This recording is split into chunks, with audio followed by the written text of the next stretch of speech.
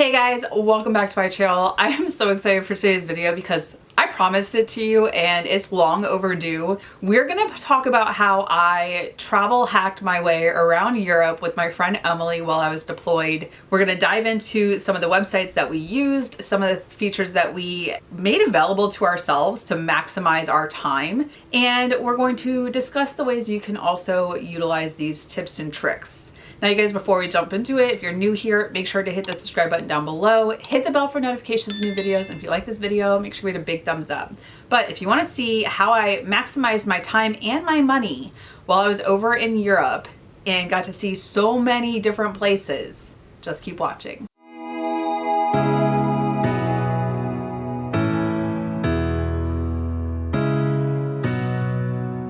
Okay, you guys, if you follow me on Instagram, you saw while I was over in Germany that I wasn't just in Germany. I wasn't just staying in Wiesbaden where I was deployed to.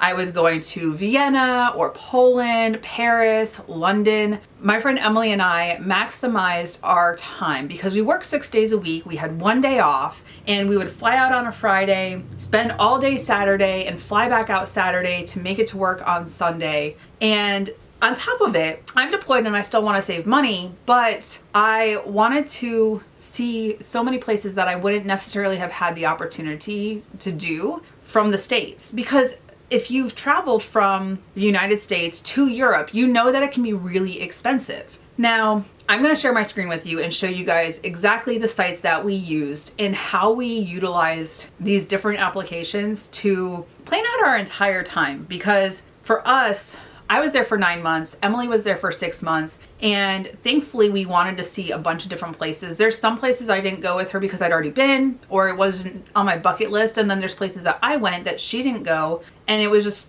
especially like my trip to Poland. That one was, for me, was very personal because that was a trip I planned on doing with my grandmother when she was alive, and we never got to do it. But along that journey while I was in Poland, I did make a friend, and I'm still friends with her on Facebook. But, you know, you never know what opportunities are available if you just look. Now, okay, I'm going to share my screen with you guys. Let me turn my screen record on. Okay, so for the first website, I'm currently in Google. Well, in the search bar up here, you type Google Travel Explore. You want the Explore tab. So there used to be an app for this and Google did away with it. Now, once you're in the Explore tab, if you know your departure airport, and for me, that's currently Norfolk, Virginia. I know that I'm leaving out of Norfolk. There's nowhere else I could leave out of Richmond or DC, but those are both an hour, 2.5 hours away. Now, I'm gonna leave my destination open.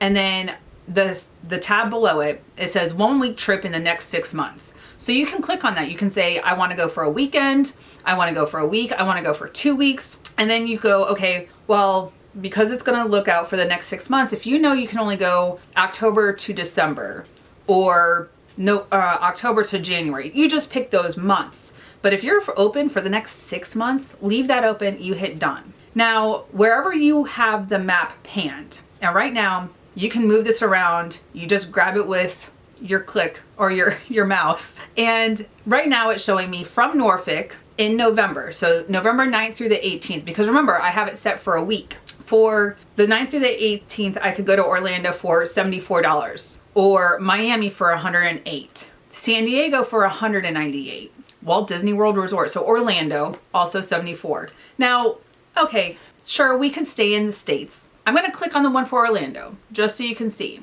When you're looking at that, it's not going to be like maybe you love a certain airline like Delta, American, Spirit, whatever your favorite airline is. It's going to show you the most affordable. So that's your jumping off point. So if you want to fly November 9th through the 18th, you could do Frontier for $74. But then it tells you what the next highest is during that time. Okay, cool. That's Orlando. I like to travel abroad, and that's where I want to save my money. Because for me, when I'm in the States, especially when you're talking about the coast, the East Coast, I like to travel by car. I like to have my vehicle and then hop along in different cities and locations. So we want to jump over to Europe. You just pan your map over, and now that you're panned over to Europe, you can see. So from Norfolk, I can fly into Paris January 18th through the 27th for $512. That looks like the cheapest of the three that are showing on my screen. You can go to Edinburgh for $658. You can go to London for $607. Rome is $524. Barcelona. Okay, so we got even cheaper. Now, if you're looking at the map, you can see across the board what's the most expensive, what's the cheapest. I'm just kind of scrolling on the left side and I can go, okay, let's see. We want to go to Amsterdam was beautiful.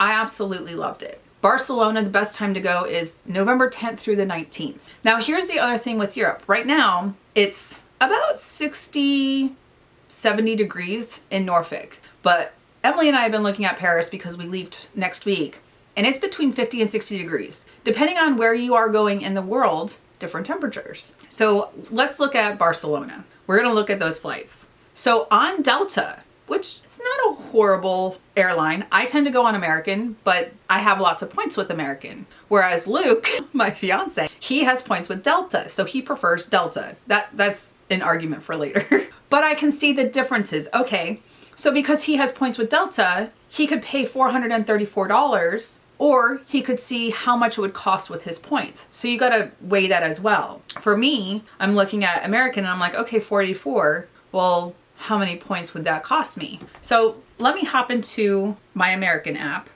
I'm gonna do book. All right, so this says the flight is from November 10th to the 19th from Norfolk, so we're ORF, and we're going to Rome, or Barcelona. I'm gonna hit redeem miles so I can see. Okay, so I've got a lot of miles because of some of the features that I have, but for me to go from Norfolk to Barcelona, it would cost me 49,500 points. Okay, so that's not too bad. That's about a point per dollar. It's about the same price, but also depends on the flights. So let me look at American on here where it says it's $484. It's an 11-hour and 45-minute flight. And actually that's the same flight that I saw. So $484 is 49,000 points on American. You gotta weigh your options. Not everyone has their rewards program for a certain airline.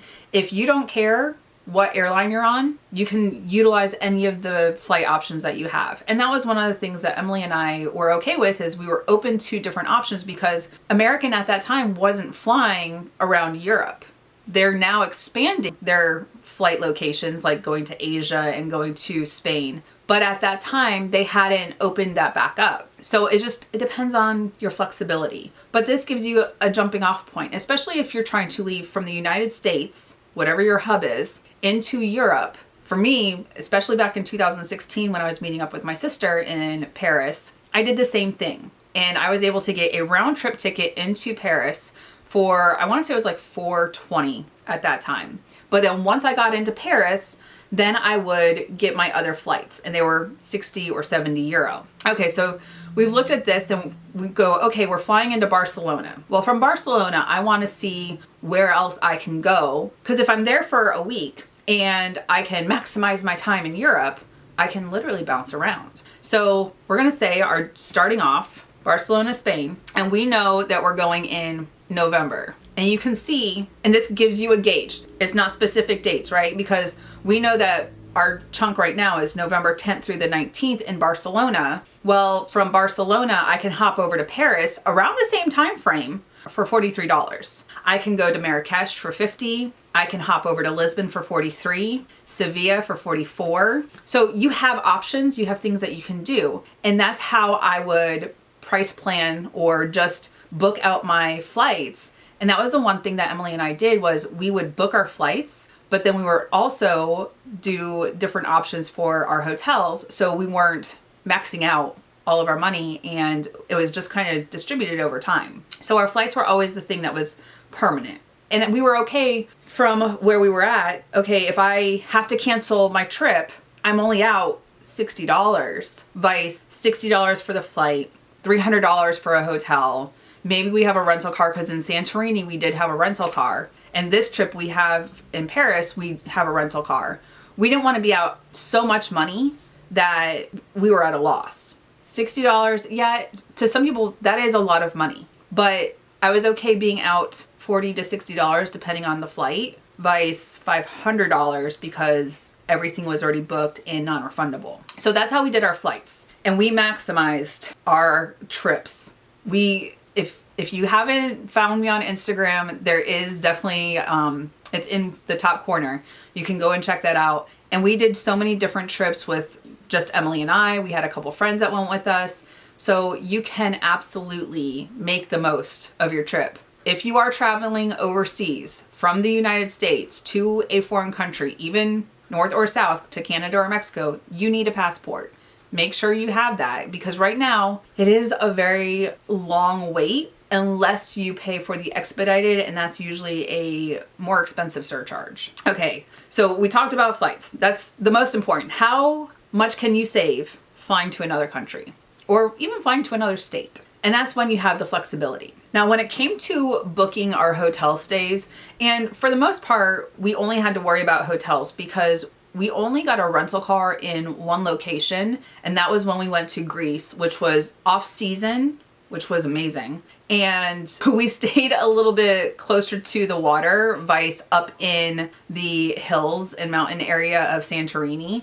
So we did need a vehicle to get around unless we wanted to use the buses. So thankfully I had my license in Europe and I was able to get a rental car when I was in Santorini. You can also do an international license through AAA. I want to say it's like, it's $25, $100. I can't remember. I did not have to go through AAA only because of my military affiliation and our status of forces agreement, so SOFA agreement.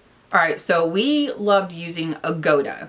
And at the time, Agoda was my go-to. And because they had one feature, which I was just looking and they don't seem to have that feature anymore, but because we didn't have a rental car and we would usually a hotel you check out around 10, 11, or 12 o'clock, depending on the hotel. But we also knew that our flights weren't until 6, 7, or 8 o'clock at night. So we didn't want to be carrying around our suitcase with us. We wanted to just be able to meander and do what we wanted to do, hands-free, no worries, and not accidentally leave our suitcase. So a lot of the things, and one of the main reasons I would book with Agoda is because you could click this one feature, which they do not have on their site. I didn't find it. Maybe they'll add it back. But they had it where you could book a hotel that let you know that they had a luggage storage facility. And a lot of places in Europe will do that. Sometimes it's hit or miss in the States. It just depends on where you're going. You can ask the hotel before you book with them. Call them and ask the front desk. Dixon, what are you doing to her? He tried to snuggle with her and she said no. So true.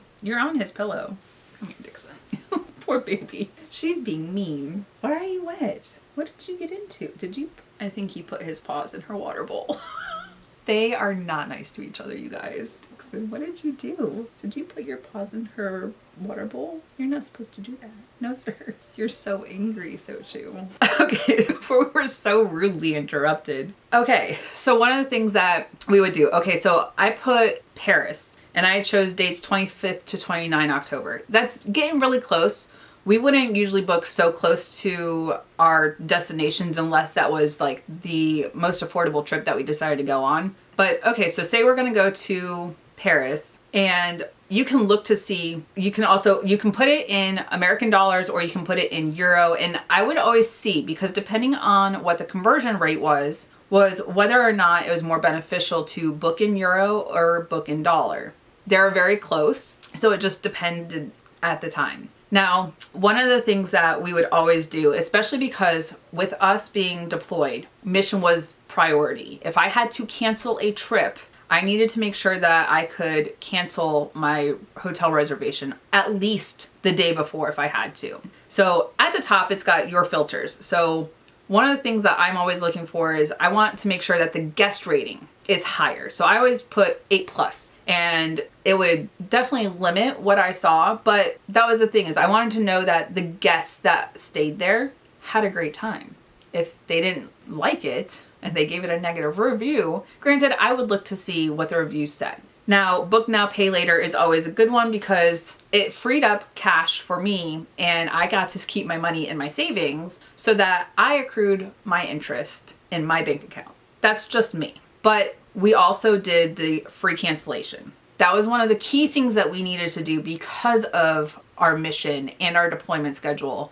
And if I needed to cancel my trip, I needed to be able to get my money back, at least on my hotel. Airlines is a whole different thing. If you pay for airline insurance, that usually covers the flight if you have to cancel it. Not everyone wants to pay it. If I'm paying for a $43 ticket, but insurance costs me $25, I'm still out $25 and I'm only getting $20 back. I had to weigh my options. In the summer, we always wanted something that had air conditioning. So that was one of the things that we liked, especially because it got so hot. And if they didn't have air conditioning and the windows were meant to be open, it would get stuffy, it would get stifling. So we just had our preferences. But I appreciated Agoda, and Expedia does the same thing. I have their site up as well. But I would compare what I was looking at. And then one of the other things, and I feel like Agoda had more options as far as the property type, the neighborhoods that you could choose. So say you wanted to be by the Louvre, if you wanted to be by the Arc de Triomphe, the Eiffel Tower, it just depended on what you wanted to be close to. And I loved that I had that option. So I want to be close to the Eiffel Tower. And that's what Emily and I did the last time we were there. And we stayed at a great hotel when we were there. It was the Mercure Eiffel Tower. Mercure Paris. We literally walked out of our hotel, and as soon as we got to the sidewalk, you could see the Eiffel Tower, and it was a 3-minute walk from our hotel. But you get options. Because we're so close to our time frame of going, prices are a little bit more expensive. Now, I can change out the dates. So we're gonna say I wanna go to Paris so January 7th until the 12th. Same thing, and we're gonna search. Prices change depending on how far or how close you are to your trip. But free cancellation, book now, pay later, guest rating 8+, and Eiffel Tower. It's choosing the filters that I've had recently. So I also didn't have to worry about scrolling to find the filters that I prefer. So now you can see that some of the hotels, this one right here, the Citadines Tour Eiffel Paris is $216. Well, we can, oh no, it took me out of it. It's fine. Whereas when I had looked at it before, it was like $350. And this is per night. So it just depends on what you're trying to look for. Sometimes, so when Emily and I go next week, we're staying at 2 different Airbnbs, but we also have a rental car this time, so we don't have to worry about someone that will hold our luggage for us. And we got really lucky with the hotels that we stayed at that had luggage holding, and we got to explore the entire day. So Agoda is a really good one. And definitely there's plenty of options that you can look at. But I highly recommend both of Agoda and Expedia if you're trying to do book now, pay later, or free cancellation, depending on what your work tempo or like schedule is. That definitely for us was a requirement because of our schedule. Okay, if you trust AI, and not everyone does, let's just be honest, not everyone is a fan of what AI can do. Whereas I'm an advocate for utilizing ChatGPT. I've used it for a couple different things. I've had it pick my makeup. I've had it help me like refine some of the things that I've written, or just make sure that my vocabulary is correct when I'm writing something. But one of the things that we used ChatGPT for when we were traveling was an itinerary. If Emily and I knew where we were going, the dates we were arriving, what time we were arriving, the hotel we were staying at, and the places that we wanted to see, I would ask it to create me an itinerary. So let's go ahead and do that. Okay, so I've got ChatGPT up, and I just have the free version. I don't pay anything extra for ChatGPT. There's so many different AI features that you can use that are nestled inside of ChatGPT. There is a travel one, but I found that this one was very helpful. So I would ask it, can you help me plan an itinerary for Paris, France? Do specify. There's Paris, Texas, there's Paris in other parts of the world. Paris, France, arriving at CDG, which is Charles de Gaulle, October 25th, leaving October 28th, and visiting the most important tourist locations. And not everyone wants to go to the tourist locations. I'm aware of that, but we're going to refine it. So I tell it where I want to go, and it gives me some ideas. So it will break it down. So day 1, arrival, Eiffel Tower, Seine River. It tells you in the evening, 6:30 to 7, what time you should be around there.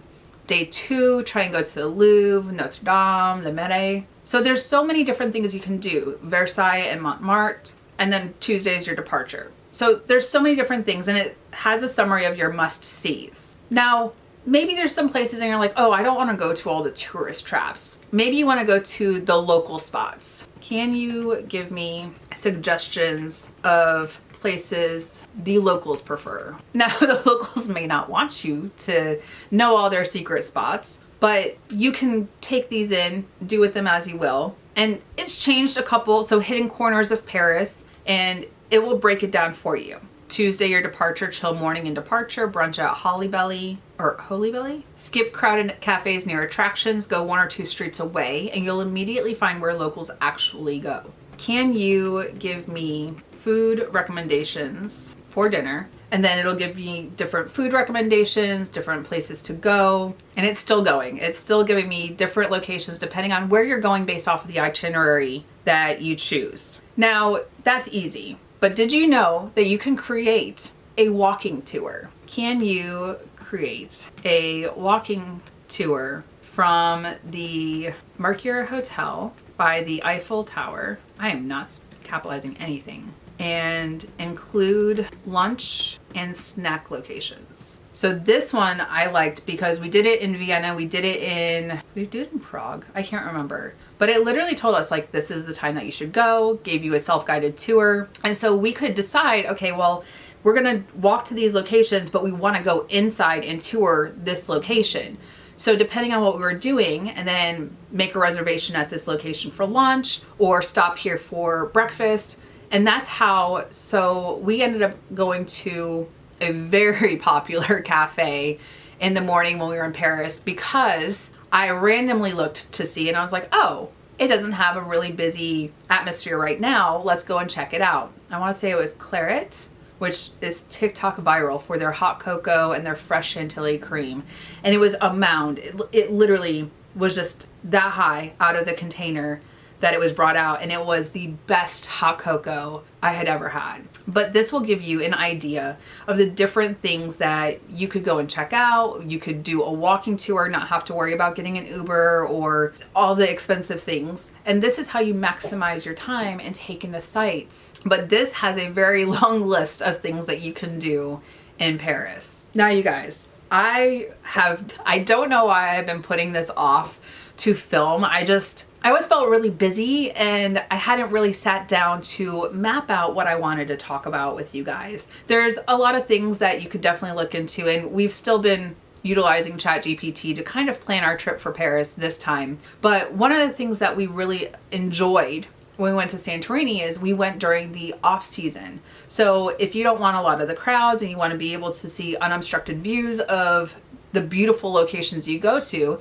you could also ask ChatGPT what the places are that are not very touristy and what their off seasons are. A lot of times the flights that you're finding from the States to those different countries is because it's their downtime. Not everyone wants to fly to Europe during the cold months. They want to go in the more tropical and sunny time frames. It just depends on what your opportunities are.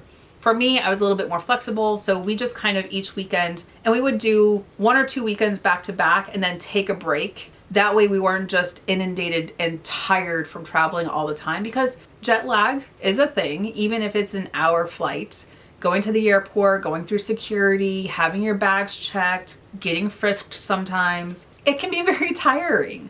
So we would do 1 or 2 weekends and then we would take a break and we would regroup on the trips that we wanted to do. But it was funny when Emily and I had downtime, we would be like, hey, what's the next trip we're going on? And we would look and see. And then of course, our boss, he'd come in the morning and we'd kind of recap, and I'm like, oh yeah, by the way, Emily and I are going here. And he's like, again? And I said this in another video and someone commented, but sir, you left us unattended. And it would happen every time he had a meeting, or maybe he had to go and take care of something with his family. It seemed like whenever he was out of the office, Emily and I would plan another trip. And he's like, where are you guys going now?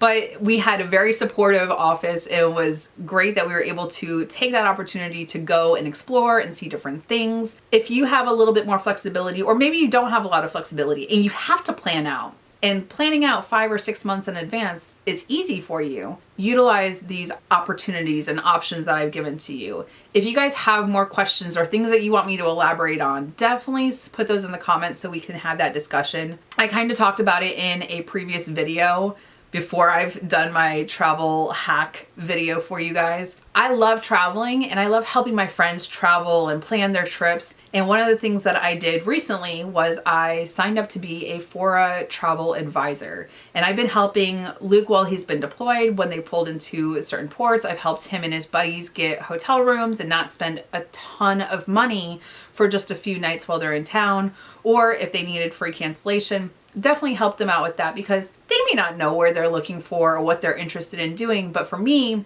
I'm at home and I can kind of do the research for them and tell them, okay, this, and this is available and these are the options that they have. So I was able to do that for them. If it's something that you're interested in checking out and you want me to help you with your travel, I will link my Fora advisor page for you guys to check out. But these little tips should make it easy for you to be able to find the different things that you or your family or your friends want to explore or try out. But let me know your thoughts, put it in the comments, let's have that conversation. And I'm really glad I finally got to sit down and share these tips and tricks with you. But you guys, that's it for this video. Thank you so much for watching. If you're new here, make sure to hit the subscribe button down below. Hit the bell for notifications, new videos. If you like this video, make sure to big thumbs up. Until my next video, you guys, bye. I'll see you in the next one.